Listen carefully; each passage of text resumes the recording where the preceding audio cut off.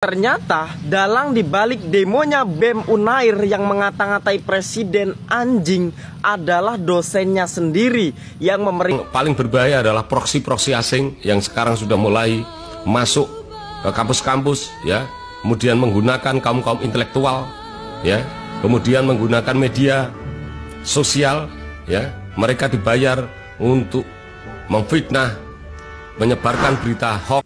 Ada banyak mahasiswa yang habis demo mereka dugem, mereka seolah-olah tidak ada beban bahwa tindakan mereka merusak fasilitas umum, merusak fasilitas negara, ya, dan menggunakan bom molotov adalah tindakan yang melawan negara. Maka untuk itu, Waduh, ini ancaman antum luar biasa ini. Tapi saya jadi ingat teman-teman, dengan orang-orang yang kemarin katanya mau beli rompi anti peluru kan? Apa tujuannya buat ini? Buat kerusuhan? Dan lagi ya, coba kalian perhatikan aksi demonstrasi tolak Undang-Undang TNI di depan gedung DPR tanggal 27 kemarin. Hei mahasiswa, kalian seharusnya kalau memang ingin demo silahkan demo. Mau itu 7 hari 7 malam terserah kalian, gak ada yang larang itu demo. Tapi ingat, jangan mengatasnamakan rakyat. Itu yang paling penting.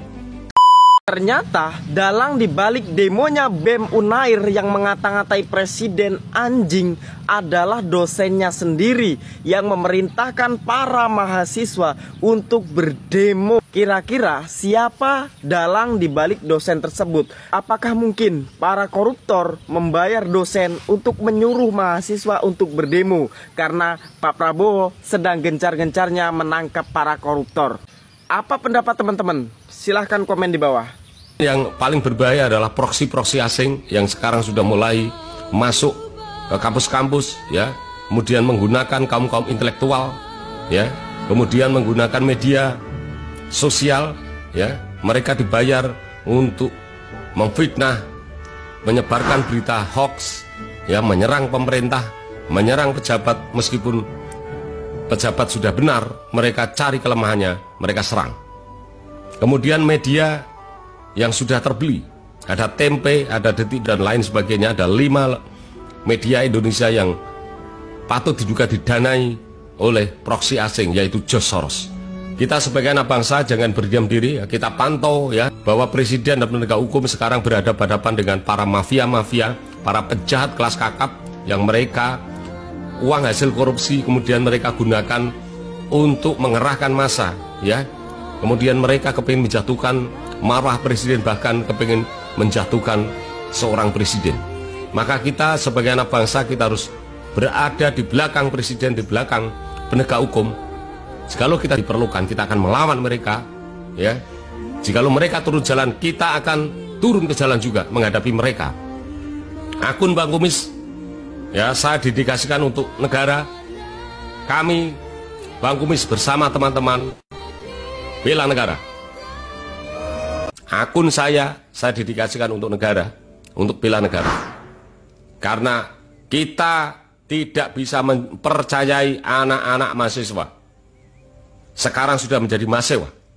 Dia tidak berpikir bagaimana negara ini maju, tapi dia hanya sekedar uang 100.000, uang 50.000. Bahkan ada banyak mahasiswa yang habis demo mereka dugem, mereka seolah-olah tidak ada beban bahwa tindakan mereka merusak fasilitas umum, merusak fasilitas negara, ya, dan menggunakan bom molotov adalah tindakan yang melawan negara. Maka untuk itu, ya, TNI catat, jangan tangkap sekarang, ya, dicatat, didata, ya, dokumentasikan.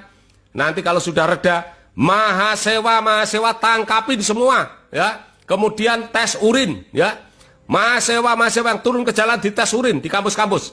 Saya meyakini banyak mahasiswa yang menggunakan bahan-bahan terlarang, ya. Dan ini, ya, kesempatan untuk membersihkan mahasiswa yang baik agar supaya tetap belajar. Mahasiswa yang mereka disewa harus dibersihkan. Begitu, ya. Waduh, ini ancaman antum luar biasa ini. Tapi saya jadi ingat teman-teman, dengan orang-orang yang kemarin katanya mau beli rompi anti peluru kan? Apa tujuannya buat ini? Buat kerusuhan? Dan lagi ya, coba kalian perhatikan aksi demonstrasi tolak Undang-Undang TNI di depan gedung DPR tanggal 27 kemarin. Itu ada sebagian kelompok ataupun sebagian orang yang menggunakan pakaian hitam-hitam, menggunakan masker, dan juga menggunakan kacamata. Ya sepertinya mereka datang bukan untuk menyampaikan aspirasi, tapi ya sepertinya memang mencari kerusuhan gitu. Tapi gimana menurut kalian? Coba komen di bawah teman-teman ya. Demo Peserta aksi tolak RUU TNI alami serangan digital, didoxing, akun medsos diretas. Nah kan? ternyata. Dan bukan saya saja yang mengalami ternyata. Setelah beberapa waktu lalu saya membuat konten tentang instansi X ya.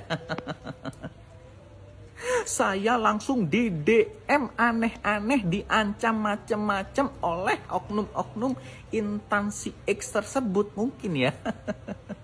Karena mereka mengancam saya harus diam, tidak boleh ngomong tentang instansi X tersebut. Ya. Dan setiap saya live, wes buzzernya nyerang macem-macem aneh-aneh semuanya. Kok begini banget ya negeri ini? Kalau ada rakyatnya yang kritis, ada rakyatnya yang mengkritik, langsung disika. Kok sebegitu menakutkan sekarang kita bersuara, kita berpendapat. Kita bersuara, berpendapat, hak kita dong sebagai rakyat. Hah? Memangnya mau bikin undang-undang rakyat diajak omong? Memangnya mau bikin kebijakan, mau bikin keputusan, rakyatnya diajak bicara? Enggak. Kalau rakyat itu menolak, rakyat itu demo, rakyat itu mengkritik, apa salahnya? Ini negeri demokrasi. Tapi lihat nih, setelah saya bikin konten ini, saya yakin ada yang DM lagi. Saya yakin banyak buzzer yang nyerang lagi. Lihat aja, lihat deh. Pak Prabowo, tolong Pak Prabowo yang seperti ini ditindaklanjuti Pak Prabowo. Negeri ini jangan sampai anti kritik. Hah? Negeri ini harus benar-benar menganut asas demokrasi. Jangan dibatasi ya. Pak Prabowo, tolong Pak Prabowo. Ya, Pak Presiden, tolong yang terhormat Pak Presiden. Jangan kejam-kejam lah instansi-instansinya. Dari tadi saya menyebutkan instansi X loh.